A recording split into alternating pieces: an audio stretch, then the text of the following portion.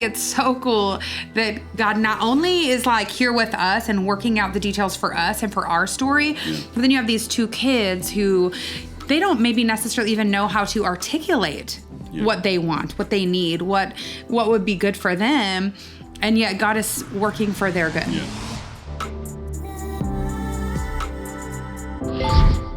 We are super excited to introduce you to our 300 Sons for City Soleil campaign. As you can see, we have these blank canvases here, and the beautiful thing that's gonna happen is we're gonna take these suns and we are actually literally gonna build a piece of art that is a sunrise that represents all of you coming together for the kiddos that we adore in City Soleil. So it's $25 a month commitment, and every single one of them comes together and makes a huge impact. We cannot wait to see who joins the Upstream family.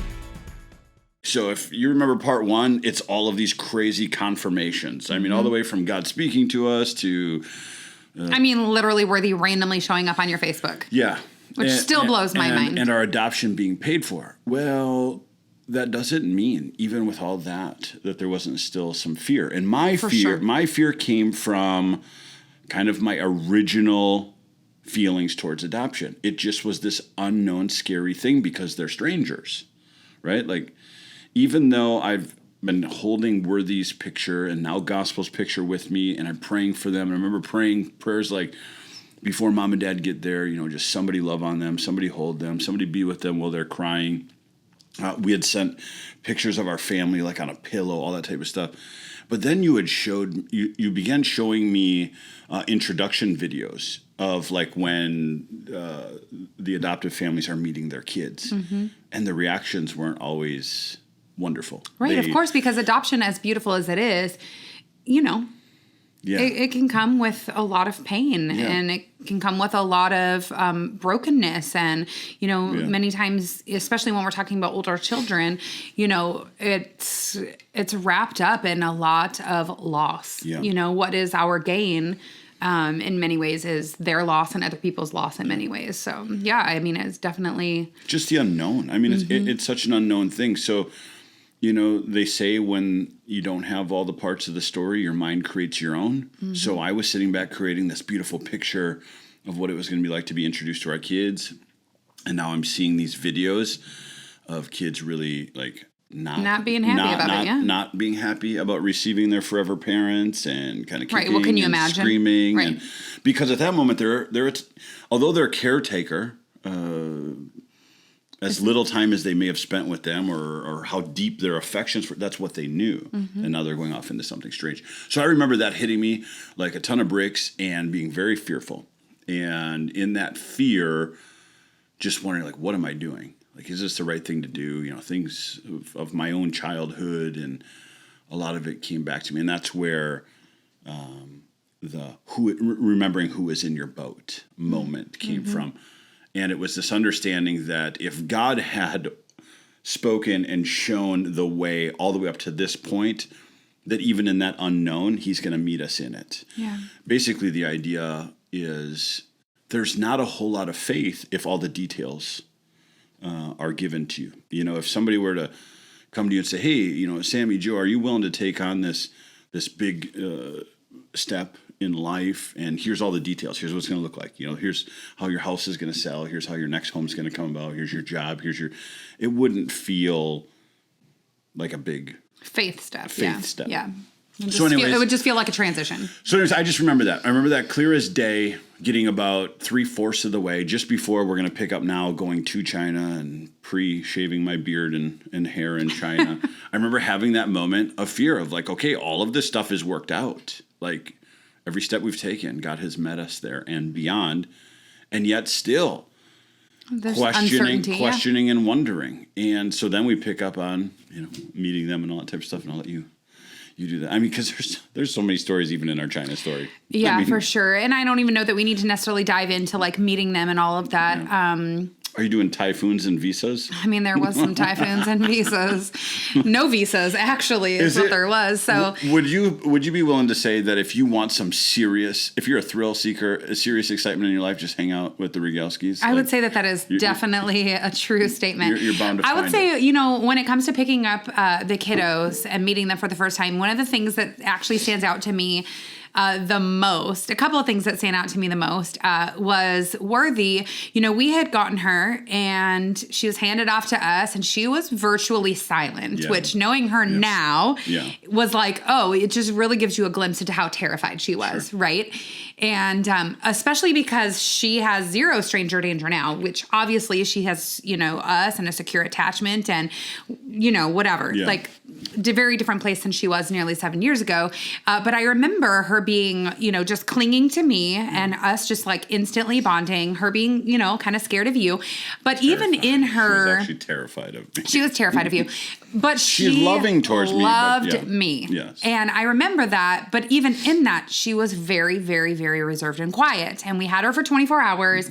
And we got to go to her orphanage that she had lived at for, you know, the better part of several years. And so up until this point, like we've seen very little character in her. I mean, she was, like you said, just frail, stone cold. Like very emotionless. And she was very tiny. I remember that we brought clothing, thinking that she was going to fit in like a 2T. Yeah. And in reality, she fit in like a 6-month clothing. So everything we brought was like kind of big for her. And she just was so tiny and so quiet. And I remember stepping into her orphanage. There's hundreds of kids. We get to go into the room that she had lived in, and all her nannies were there. And I just remember her kind of wiggling out of my arms. Yeah, no, like forcefully. And she turned into a psychopath. Well, she turned out to really, like a little mafia boss. Yes. Okay, that's probably better than psychopath. Literal. So you got to imagine this. This is like a big classroom type area. And she's tiny. We're talking the size of a 1-year-old at best. She weighed 19 pounds. She was little. She wore baby-sized shoes. I mean, she was small. She's almost a teenager now, and she's still the size of a 4-year-old. So you can imagine how tiny she was. She was little. And so this room, this is a good sized room. There was probably like 20 cribs in the room. So she had like maybe like 19 roommates. With cribs. And all of the children her age from that room are like pressing into us. They're curious. And they're big. Yes. And Worthy wiggles herself down, and she is maybe coming up to these children's like chest. Like she's tiny. She is. And I'm thinking to myself, wow, we're about to get a real glimpse into what her life is like. And she just turned into telling everybody what to do. She just turned into a little diva boss. I mean, literally, like you said, little mafia boss. Like she's pushing everybody out the way, like knocking people over, telling them like, get out the way. And we were like, oh, okay, this kid's got some spunk in her. She had to do it to survive, man. I mean, clearly. She had to find it. Yeah, that is definitely something that stood out to me. Now looking back at her picture, remember how sometimes it looked like she had big swollen eyes? Maybe she was actually getting into some street fights in the little something. I just remember being like, whoa, who is this kid and what is going to happen when we get to our house, you know? Because she was, but honestly, like she has been 99% easy since that day forward. She's a total joy. Obviously, that's why everyone in the world falls in love with her. She just represents joy. Does she absolutely have a diva, you know, mafia boss side of her? Yeah, for sure. Yeah. But otherwise, obviously, she's a little angel. And then, of course, right away we knew, like, our family is so into music. And so we're right away, like, in our hotel room, we have music on and we're like, her dancing. And we're just like, wow, she's got, you know, that was after the mafia incident at the orphanage. Yeah, both of her and Gospel had something that kind of like, even though they were super reserved, weren't sure what to make of us, they both had something where you could really see their personality. Yeah, for her, it was dancing, and for him, it was the Olympic diving. High diving. Like, so what we've learned about Gospel is he loves, like, slapstick humor. So the Three Stooges, like, basically, if somebody's getting hurt. If somebody's getting hurt, he loves it. His favorite movie, Christmas time, Home Alone, like just belly laughing, crack up. Yeah. But he too was very, very quiet, very reserved. Yeah, he was really quiet until we watched the high dive guy hit the water and he just started belly laughing. Yeah, so we watched a lot. It was like there was some sort of Olympic something going on there. Yeah. And so we watched a lot of high diving. High diving because it was like the time where we really saw his personality and honestly, and I think one thing that I definitely wanted to make sure that we did talk about is that, not always is adoption easy, right? Obviously the paperwork, the waiting, the stress, the fundraising, all that stuff has its own difficulties. And then once you're with your kids and going home with your kids, then there's all sorts of new difficulties, right? Isn't that just life, though? That totally is life. Expectation is the killer. It's the joy stealer of so many adventures in life. You know, if we have this predetermined expectation. Of what now, things it are has gonna look like. surpassed. It is infinitely more beautiful. But yeah, at first, I mean, worthy. You know, so here I have, you know, my own ideas. I felt like, not like I found her, but I felt. Did, yeah. And she was attached to Sam, and vice versa. You know, yeah, Gospel wanted nothing to do with me. Yeah. I actually remember, you know, he had been with us a very, very short time, and he wanted nothing to do with me. He had quite a bit of disdain for me. And I remember, too, physically taking it out on you. I remember him kicking me in the face and getting bloody noses. And I do remember standing in the hotel in China just sobbing and saying, what have I done? Like, I've just ruined my life. I've just ruined my family's life.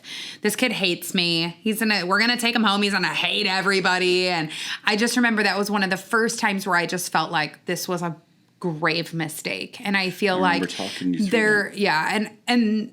the reality is that those are real feelings that people feel. Those are, you know, there are people that go through postpartum depression with adoption. There's people that, you know, go through really difficult circumstances. And, you know, I will say, you know, obviously Gospel has just been a pure joy. He hasn't kicked me in the face, I don't think, since China. But it hasn't been as easy. You know, the bonding with him has not come as easy for me as it did with Worthy. And I'd be a liar to say that it has. And I think that that's a realistic thing that isn't talked about enough. That people... Well, no two people are ever alike. You know, no two adoptions are ever alike. And for us, because we adopted them both at the same time, we have two very, you know, it's obvious. Like, you have two very different people, two very different situations, two very different backstories, you know. How they ended up in our family are two completely different stories. And, you know, we'll never know the full magnitude of what those stories are, but we know with Gospel that he had a lot of transitions in his life. So obviously he's going to have some bonding and attachment. And he even wears the scars. You know, he has God knows what happened in his life. More scars than Worthy had. Yeah, and that's just the reality. I know people always ask, you know, because we're kind of catching up to, you know, Worthy is obviously just touched the world with her life for adoption. Yeah, and people do ask a lot, like, why where's Gospel? Where's Gospel? It's not intentional. This is a very good, important parenting lesson. I mean, kids just aren't the same. They just aren't the same. Worthy wants it, desires it, looks for it. Everywhere we go, Worthy demands attention. Gospel is the very opposite, much more reserved, not and as private. And, you know, he's friendly, he's kind, but he's not. He doesn't need and crave attention the way that Worthy does. And so to try and have him, you know, Gospel, let me take your picture quick, or he would not like that all the time. Whereas Worthy just takes your phone and takes pictures of herself. And we wake up many mornings and the kids discover what Worthy's been doing with their phone and computer. Laptops. We can hide them and she still finds them. In the middle of the night, she just films herself. Like, takes pictures, selfies, all the duck lips. Bed. She eats it up. And like you said, I mean, it's a parenting thing to be able to really know your kids and recognize like what things that they love. And we've never wanted our kids to be us. Yeah. Right? Like, obviously you're a crazy athletic guy. Like, we've never just like forced sports in our home. I love all things that are creative and fun, and I don't force that on our kids, you know, like whoever they are, like we want to discover that and cultivate that. And so Gospel and Worthy are no exception. And it's really fun to watch them grow. And it's interesting too, I will say, you know, it's been, you know, with Gospel specifically, because bonding hasn't come as easily for him, that it is really beautiful to see. You know, we're almost 7 years in, and there's still moments where you see like new things connect with him. And, you know, randomly like him just running into our room and telling me he loves me. And you're like, whoa, like where did that come from? Thank you. Those you know, moments that much more really special. Yeah. Because Worthy will tell you a million times a day. It's just innately in her, you know.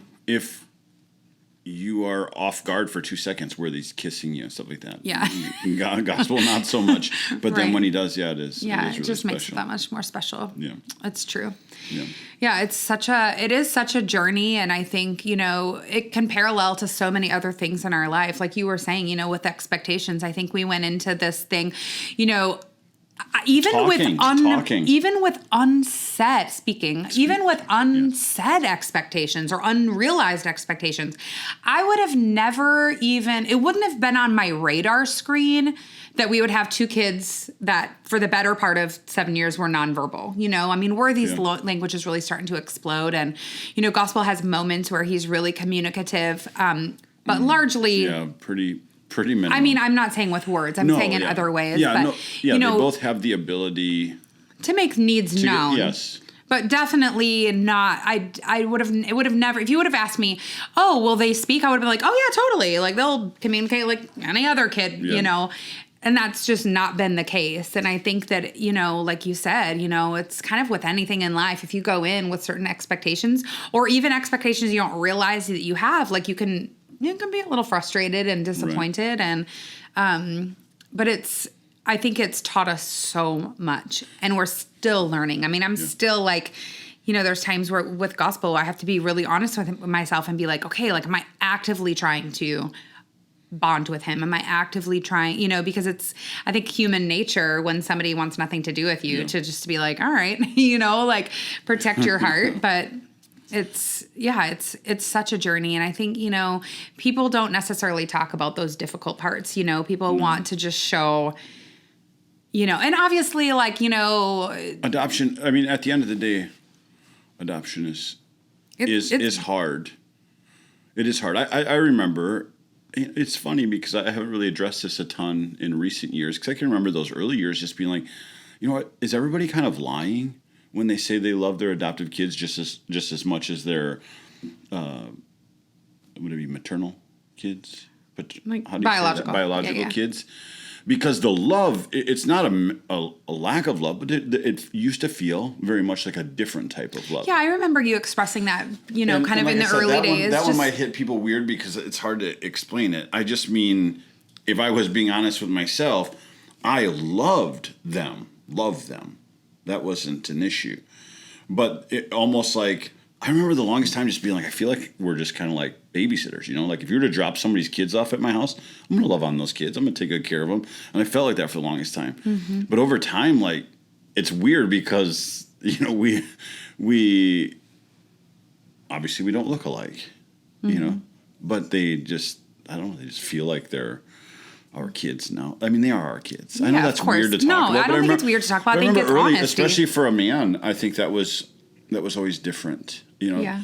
And well, no, and I think it can be that way for females too. Like I said, Worthy was very easy for me to bond with because she wanted to bond with me, right? And I think, when you're in the adoption process that, if you're working with people that are doing their job well, as far as like home studies and agencies and stuff, they'll point you to resources. And I remember reading books about the connected child and books, different things and like learning. But until you're really in it, you can't really understand it, right? And so I do. I remember with Worthy feeling like this is easy for me. This is really easy for me. And I remember feeling like with Gospel, like, wow, this is not at all what I was thinking this was going to be like. And in so many ways, I'm thankful for that because it has really stretched me for sure. And it still does stretch me if I'm being fully transparent. Yeah. But I think that people need to know those things going in because I think there are situations, I feel like we're probably just in the middle, right? Where there are situations with people where their adoption story is just pure joy for the adoptees and for the, the adopter, right? And then there's people where it's an absolute living nightmare. And I feel like we're kind of somewhere in the middle where it's, there's been some difficulties and but it's not all perfect, and it's Right. not, it's not in any way horrible. And I just think a lot of times that people don't talk about the harsh realities, and they don't and I think that's kind of the way that it is really in life in general. Yeah, we that hide a lot we of don't that talk stuff. about, the hard stuff, because there are people that are walking adoption roads that are really, really difficult, and people that have had to make really difficult decisions to disrupt their adoptions. And I know that there's people that, have a hard time understanding that. I have zero judgment. I'm having neat little revelations and thoughts, so God uses adoption a lot. He says that he wouldn't leave us as orphans, even though he's going to be away from us for a time, he's not going to leave us as orphans. He's coming back to us. Ephesians says that before the formation of this world, we were predestined for adoption. What has adoption taught you anything about the Father's heart as far as basically adopting us in? I'm thinking about backgrounds, places that we've come from. The difference between Worthy and Gospel's background and what that's like having them as sons and daughters. God in a similar way does that with us. He takes us in as sons and daughters with very different backgrounds. You have a different background than I do, and vice versa. And somehow, some way, God loves us equally, and loves us the same in spite of, how we treat that adoption. What has adoption taught you? Anything as far as I don't know if that I think necessarily too much about it from that perspective. Sure. I think I think about it more from the perspective of just, how he asks us to love people, and in difficult circumstances too, and how he, requires of us to love. Yeah. And what does that really mean? And I think obviously we know that his heart is adoption, right? Well, and the will of the Father certainly would be adoption. For somebody that's ever asking, is it God's will for me to adopt? The answer is yes, but that doesn't mean... the timing, Right. Who knows what the timing is. Obviously, he's the author of all that jazz, but obviously his heart is for the lonely to be in families, Sure. right? And so, I don't know. I mean, I guess I probably should think about it more than I Oh, you don't need do. to. I was just... we were talking specifically about Gospel and Worthy's background and just adoption. When I think of adoption... I think about the fact that I am fully and totally and completely a son of God's, yet I at first was a rebel against him. There was a part of me that, didn't want to be in his family, yet he sent his son to pay the ransom for my adoption so that I could be reunited back with him. And just, we all come from different walks of life. You think about the people that think, I got to clean myself up before I can come to the Father. And he's saying, no, man, I want all. Mm-hmm. He desires all to come back to him. And then what it also means to just be fully established, the difference of love that I had for my biological kids versus Gospel and Worthy may have been there for a season, but they are entitled to everything as my sons and daughters, as far as, I don't cheat them on a bed. They have the same food, the same house, the same experiences. They carry our same name.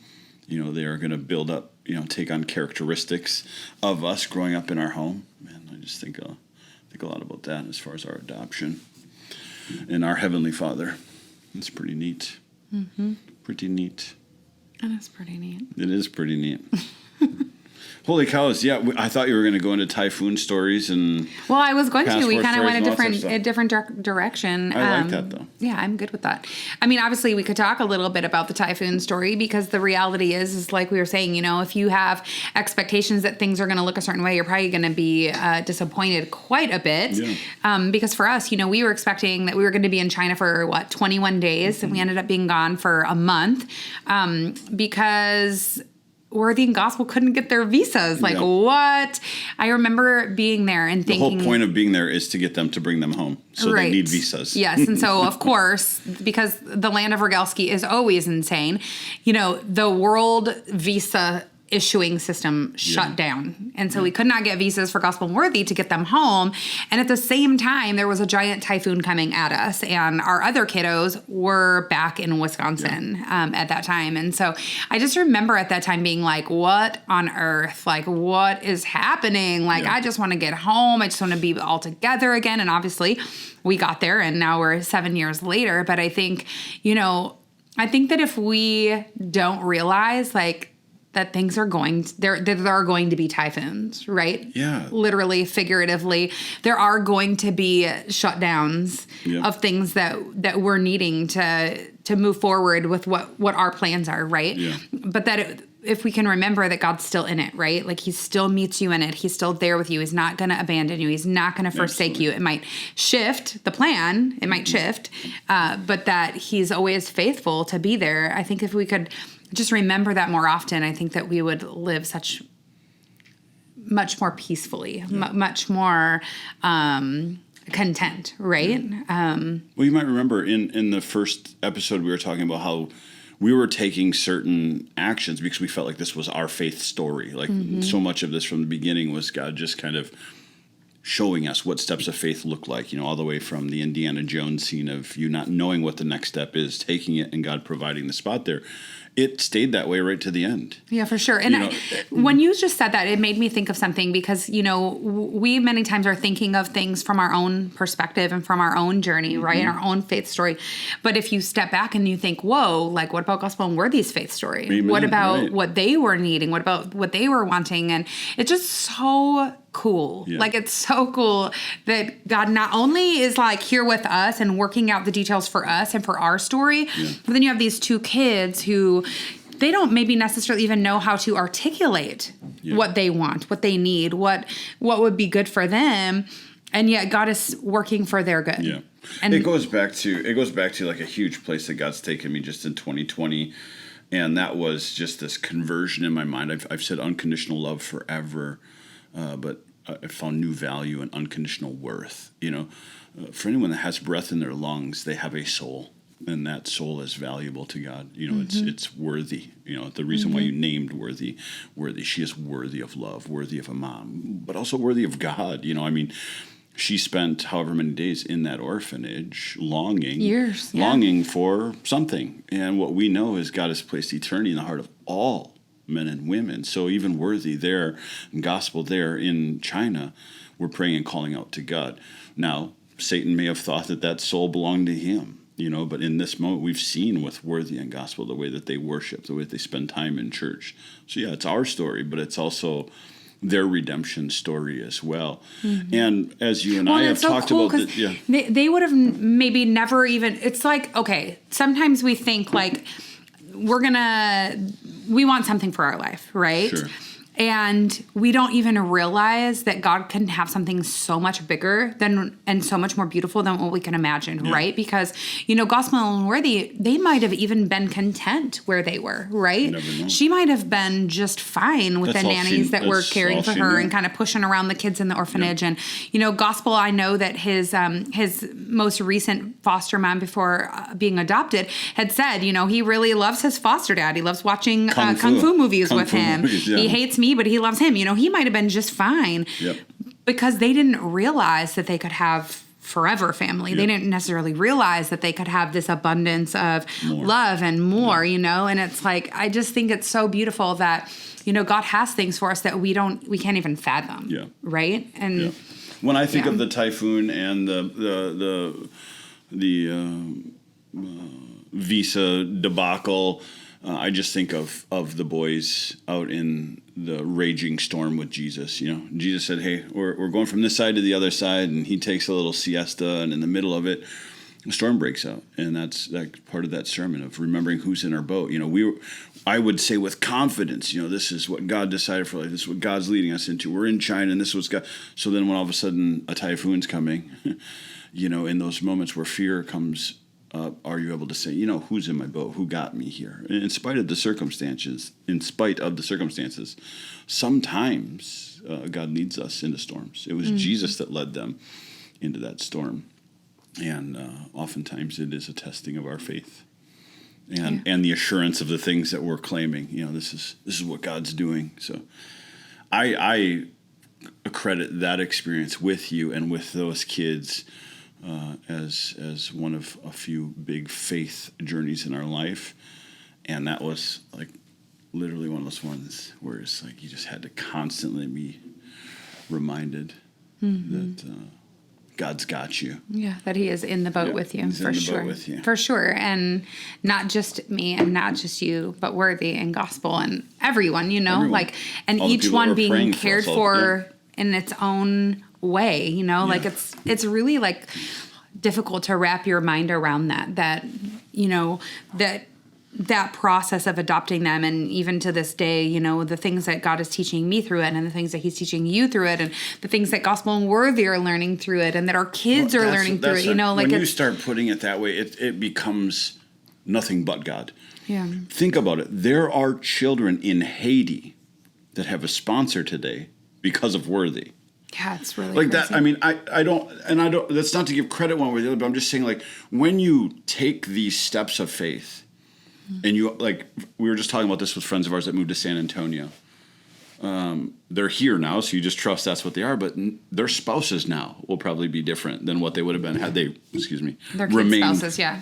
Their kids, like, you change the trajectory of the world that we live in when you say yes to these types of things. Worthy Rogalski, formerly known Ava Lee, sitting in an orphanage in China, is now in San Antonio, Texas, with a social media reach that is leading children in Haiti to be able to stay with their moms and dads it's really and crazy. go to school. Like, that, to me, becomes mind-boggling. And it could have happened. Like, we don't know because this is the reality that we live in. But it first started back in 2013 with saying yes and then seeing a... So, like... You start thinking it literally all started with sending an email and saying, hey, how do we add this girl to our family? Yeah. Like, it really is crazy. You really don't know. I mean, I don't know. I'm looking over at Ben. Ben could somehow be a part of that story. Eli, you know what I mean? Like, life change. You can almost set yourself up to live a particular life and feel like you're kind of controlling the things that happen in life, picking and choosing how effective you are to the world, where you serve, who your children meet, what schools they go to. Like, we can almost feel like lords of our own life that way. Then there becomes this surrender where, like, God, we belong to you. And as these things come up, like I said, they're the will of the Father, but whether or not we say yes to them sometimes changes the trajectory of our life and so many other people's lives. Yeah, it's crazy. It's like today, as Ben and Cal come back from the post office with a P.O. box full of mail, literally from around the world, and you're thinking, this kid who used to be an orphan getting letters from Finland and Ireland and all over the world from people that are just moved by her spirit. Yeah, just like, her smile. Like, come on. I mean, like, I would have never imagined. I mean, how full circle is that? Literally, you find her on Facebook, and now she's just like social media queen. Yeah, I mean, it's crazy. And the thing that's so cool, though, is like, had you not seen her? Yeah. Who knows if Gospel would have made it into our family, right? Because we weren't even in process to adopt. Yeah. Like, we weren't even, I mean, I was trying, but we weren't even moving in that direction until we said yes to her. And now they're both in our life, and our lives are changed because of it, and their lives are changed because of it, and other people's lives are changed because of it. Like, it is really mind-blowing what God can do with a yes, and what he can do with a life that is submitted to him, that says, send me, I'll go. Like, what does that mean? For everybody, it's different, right? It could just mean something as simple as being a smile at the grocery store, or paying for an old man's dinner at a restaurant, or adopting a child, or going into missions, or becoming a pastor, or being nice to the person that is in the cubicle next to you, or, not being a bully to the person that is at the locker down the way that everyone else is picking on. Like, there's just so many ways that we can change the world just by having our eyes and our ears open to what God is doing around us and being willing. Not allowing fear to win.